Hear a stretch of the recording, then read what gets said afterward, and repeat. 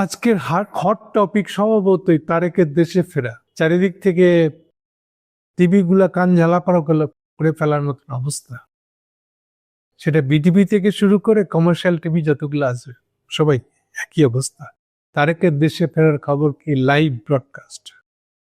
কারো যদি live broadcast নাও তাকে সে বিটিভিতে নিয়ে প্রচার করতেছে, এরকম একটা অবস্থা। ফলে চাইলেও আপনি অন্য কিছুতে মনোযোগ করতে পারবেন না।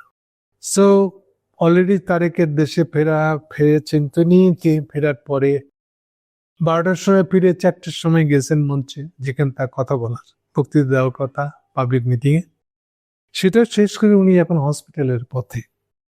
ইতিমধ্যে যেসব উল্লেখযোগ্য ঘটনা তা হলো, যেমন মনে করেন যে তিনি এয়ারপোর্টে নেমেই তিনি ইউনূস সাহেবের সাথে শুভেচ্ছা বিনিময় করেছেন। আপনি ভালো আয়োজন করেছেন, থ্যাংক ইউ, এই ধরনের কথাবার্তাগুলো শেষ হয়েছে। প্রাইমারি আলাপ বলতে যাটা বোঝায়, এটাও একটা অনেক কিছুর ইঙ্গিত, আবার খুব ছোট্ট ছোট্ট ইঙ্গিত। সামনে যে তাদের সাথে দেখা হচ্ছে, উভয়ের সাথে বিশেষ বৈঠকে বসবে তারা, তারই প্রিলুড, আগমনী বার্তা জানিয়ে এটা এমন কিছু কথাবার্তা সেখানে আছে। সো এই ফোনের আলাপ বলতে এটাই হয়েছে আসলে। সব ঠিক আছে তো? হ্যাঁ ঠিক আছে, ওই টাইপের। ইউনূস সাহেবের দিক থেকে দেখলে তিনি যথেষ্ট বড় ধরনের বাজি ধরে বসে আছেন। কিন্তু যে কথা বলতেছিলাম যে আসলে ব্যাপারটা দেখলে, এই যে সারাদিন এত জিনিসটা একটা হচ্ছেই, গরমের ভিতরে ফেলা গেছে। বাংলাদেশে কেউ চাইলেও, অন্তত ঢাকায় যারা, তারা তারেকের আসার বিষয়টাকে গায়ে মাখে না। আমি আমারটা নিয়েছিলাম না, এরকম চাইলেই পারছেন না, কারণ অন্তত যানবাহন, শহরে মুভ করবেন কি করে, কোন পাড়ায় জাম আছে কোন পাড়ায় নাই, এগুলো জেনে শুনে পাওয়ার পর বাসা থেকে বেরোতে হচ্ছে। এমনিতে সরকারি ছুটির দিন আজকে, বড়দিন হিসেবে, খ্রিস্টানদের বড়দিন হিসেবে, কিন্তু তার সত্ত্বেও এক্সট্রা দিকটা হলো এই যে স্বভাবতের রাস্তাঘাট একেবারে হয়ে গেছে। ঢাকার বাইরে থেকে প্রত্যেকটা জেলা থেকেই বলতে গেলে অন্তত 20,000, যদিও তারা 40,000 50,000 বলতেছে। কম করে যদি দলিত 20,000 লোক যদি আসে, তো 20,000 লোক মানে কি পরিমাণ বাস ঢুকছে শহরে বুঝতেই পারে। 20,000 কেন, 20,000 মানেও তো 20টা বাসেও হবে না। 20,000টা অনেক বেশি ডেফিনেটলি।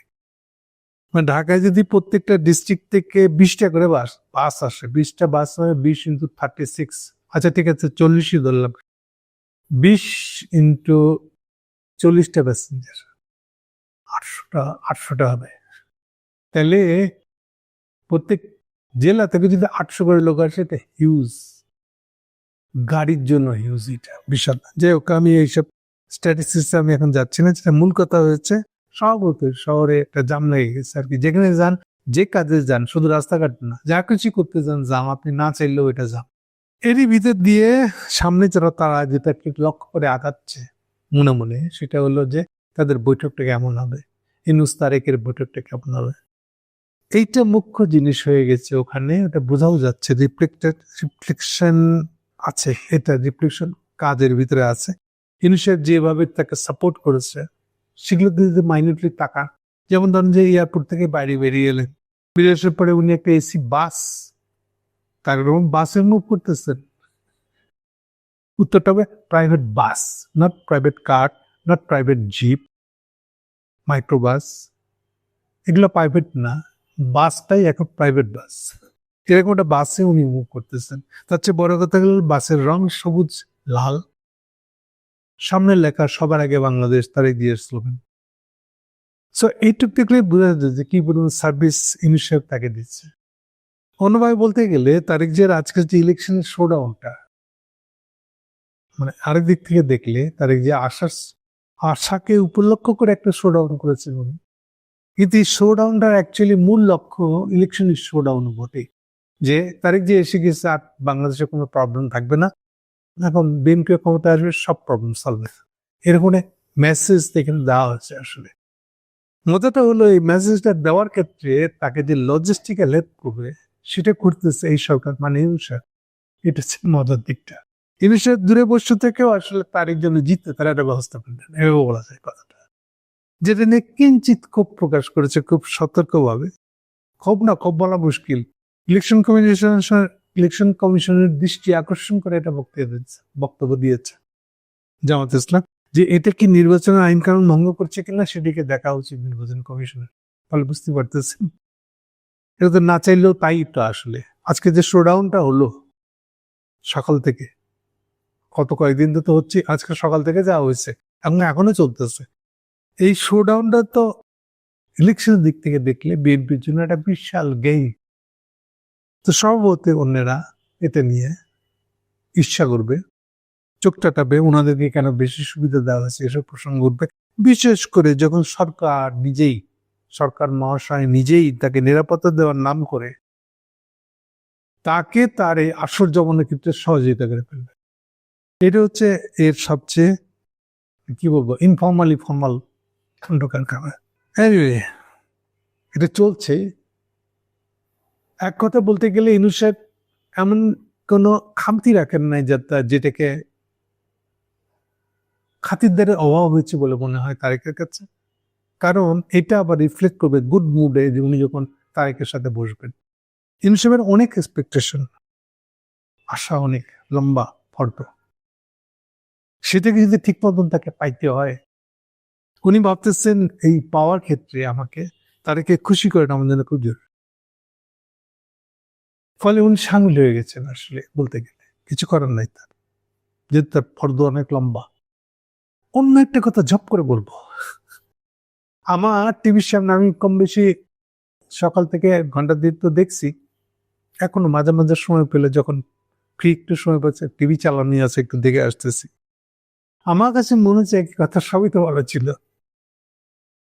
ইভেন ধরেন যে কেউ যদি শেখ মুজিবের 72 সালে 10 জানুয়ারি দেশে ফেরার সাথে তুলনা করেন, কথার কথা শেখ মুজিবের সাথে তুলনা করে ফেলছে তার দেশে ফেরা, বুঝছেন? তো শেখ মুজিবের দেশে ফেরার সম্পর্কে সারা দেশের যে মুড ছিল, মনোভাব ছিল পজিটিভ, ওয়েলকাম। না, নিশ্চয় শেখ মুজিবের সাথে তারেকের এটা তুলনীয় না, তারেকের চেয়ে অনেক বড় ফিগার শেখ মুজিব সেই অর্থে। কিন্তু জাস্ট তারেকের দেশে ফেরা প্রত্যাবর্তন টাইপের শব্দ ব্যবহার করা যাবে কিনা, শেখ মুজিব এটা ভুলে গেলাম। শেখ তারেকের দেশে ফেরাটা কি গুরুত্বপূর্ণ, কতটা গুরুত্বপূর্ণ? এই দিক থেকে যদি দেখি আমরা, তাহলে তার দলের জন্য তো বিরাট গুরুত্বপূর্ণ। আমার কাছে মনে হচ্ছে সময় যে তারেক এই প্রথম রাজনীতিতে প্রবেশ করলো, মাঠের রাজনীতি। এর আগে যে তারেক রহমানকে চিনত বাংলাদেশ, সেই তারেক রহমান ছিল খালেদা জিয়ার ছেলে। কোন খালেদা জিয়া? যে অলরেডি প্রধানমন্ত্রী। প্রধানমন্ত্রীর ছেলে, খাতির তো হবেই। উনি যেখানে যান লোকজন জড়ো হয়ে যায় কেন? এইখানে মূল জিনিসটা আজকেও ছিল যে জিনিসটা। আজকে যত লোক ওখানে জড়ো হয়েছে, ছুঁয়ে দেখা, তার গাড়িটাকে ছুঁয়ে দেখা, তাকে না চিনতে পারলো। এই যে অ্যাটিচিউডটা, এটার মানে হলো, খারাপ লাগবে শুনে আপনাদের হয়তো অনেকের, আমার কি লাভ? সবাই কিছু না কিছু লাভ খুঁজতে গেছে, আসলে আমার কি লাভ? ঠিক আছে, কিছু কি লাভ নিয়ে যাবো? আচ্ছা ঠিক আছে, কিছু না হলে আমার মোবাইল একটা ছবি তো নিয়ে যাই, এটি লাভ। এখান থেকে শুরু করে আমার যদি এখান থেকে একটা খাতির হয়ে যায়, মনে করেন এটা ভালো চাকরি, ভালো ব্যবসা, দুটা লোন,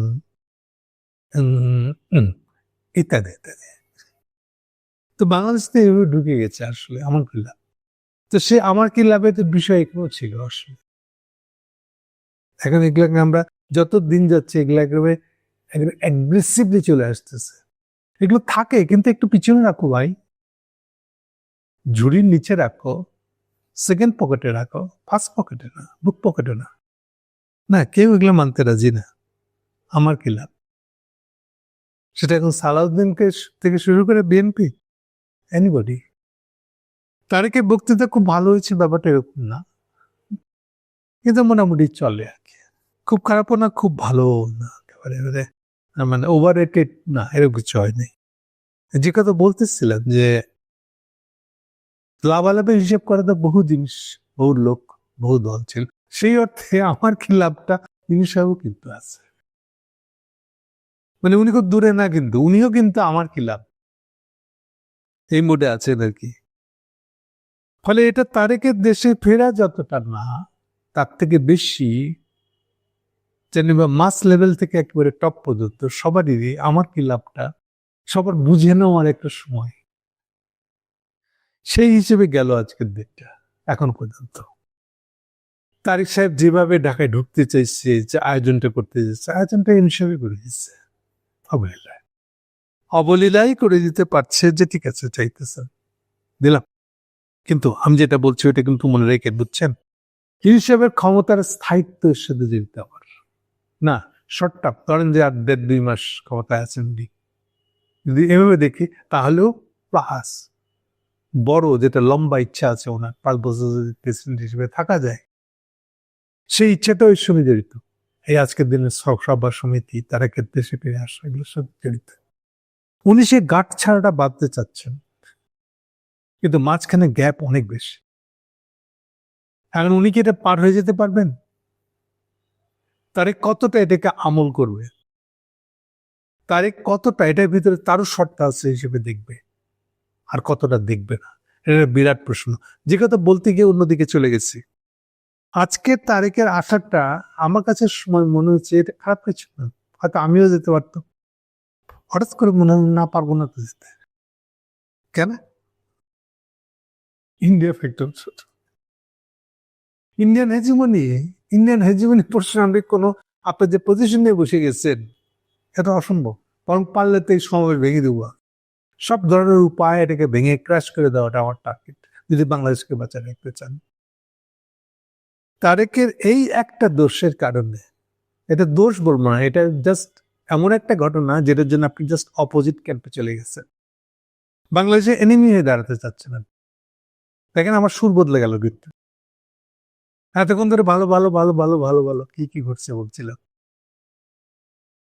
কিন্তু ইন্ডিয়ান হেজিমনি কোশ্চেনে আপনি যখন পজিশন নিতে পারেন বা পজিশন নিচ্ছেন যেটা অপোজিট পজিশন, তখন স্বভাবতই আপনি পুরো জিনিসটা ভেঙে পড়ছে আপনার উপরে। শুধু এই কারণে, ধরেন ইলেকশন আপনি খারাপ রেজাল্ট করবেন, ধরেন মানে ইলেকশন ফলাফলের দিক থেকে যদি হবে, ইলেকশন কোন দিকে পজিশন নেবে হেজিমনি প্রশ্নে ম্যাটার করে, এটা দিয়ে দিতে হবে না। ফলে বৈঠক না, ইউনুস তারিখের বৈঠকে কি হবে, ইউনুস সাহেবের বাক্য ভুলে যাবে কিনা, না ওটা না। মূল ফ্যাক্টর হচ্ছে তারেকের ঢাকায় আসা আজকে হিউজ উচ্ছ্বাস তৈরি করে বেড়াচ্ছেন। এগুলো আপনাকে ক্ষমতা নেবেন না, আলটিমেটলি আপনাকে ক্ষমতায় নেবে কি নেবে না কেউ, বাংলাদেশের জনগণ আপনাকে ক্ষমতা চাইবে কিনা, দেখতে নিশ্চিত করবে কিনা, এটা সবটাই নির্ভর করছে ইন্ডিয়ান হেজিমনি প্রসঙ্গে আপনার যে অলরেডি যে অবস্থান নিচ্ছেন যেটা নেগেটিভ, যেটা আপনার জন্য ক্ষতিকারক।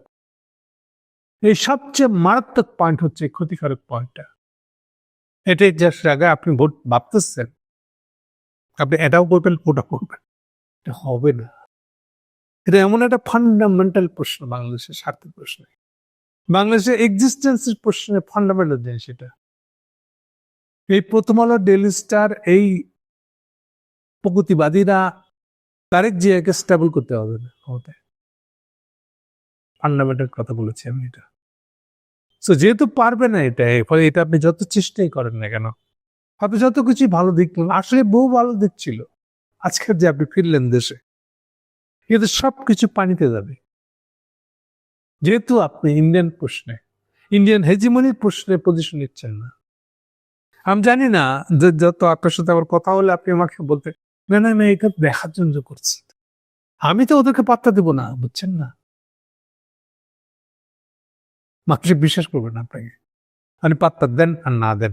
আর আপনি এমন একটা জায়গায় চলে গেছেন, আপনি ফিরতে পারবেন কিনা আমার সন্দেহ আছে। একমাত্র পরিণতি হবে হয়তো যে আপনি কমপ্লিটলি ডিস্ট্রয়েড হয়ে যাবেন। জাস্ট উল্টো কথা বললাম আর কি। সো এই দিকটা খেয়াল রাখেন, দিন, আয়ু, ডিরেকশন, অ্যালায়েন্স সবই আউলে ফেলাইছে। এখন আপনি বাঁচতে পারবেন কিনা এটা সম্পূর্ণ তো আপনার উপর নির্ভর করছে। এই দিক থেকে চিন্তা করবেন আজকের তারেকের দেশে আসাটাকে। আশা করি এই দিকটা সবার খেয়াল থাকবে, আমাদের দেশের মানুষের সকলে।